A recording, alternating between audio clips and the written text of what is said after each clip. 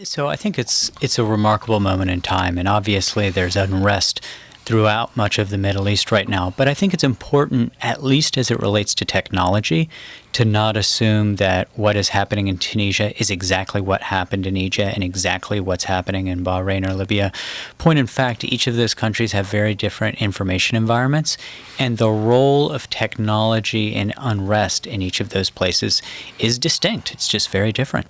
800-433-8850 if you'd like to join this conversation.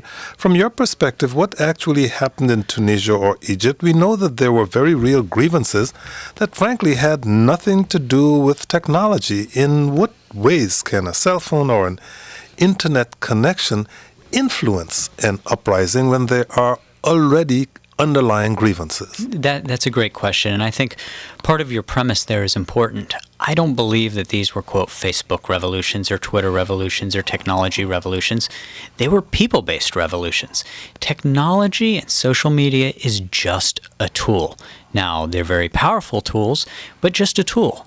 You know, I think if you look at Tunisia and Egypt, with just the benefit of a few weeks of hindsight, I think it's pretty clear that technology did three things, all of which were significant. Number one, it acted as an accelerant. So movement making that historically would have taken months or years in basements, in face-to-face settings, under cover of night, took place in a matter of weeks. The second thing I think we've learned is that it makes weak ties strong. What does that mean? If you look in Egypt, for example, there are people of remarkably different interests, you know, people who were very secular, people who were very religious, but they were all coming together in part through social media. So for at least a moment in time, social media makes weak ties stronger. Now that may not be enough to hold into governance, but it was for rebellion. And then thirdly, it distributes leadership. So if you think about 20th century rebellions, you think about people like, you know, Che Guevara and, you know, charismatic figureheads inspiring and organizing the masses. What we saw in both Tunisia and in Egypt was that there wasn't a Che Guevara-like figure behind these, but rather because of technology, leadership was widely distributed.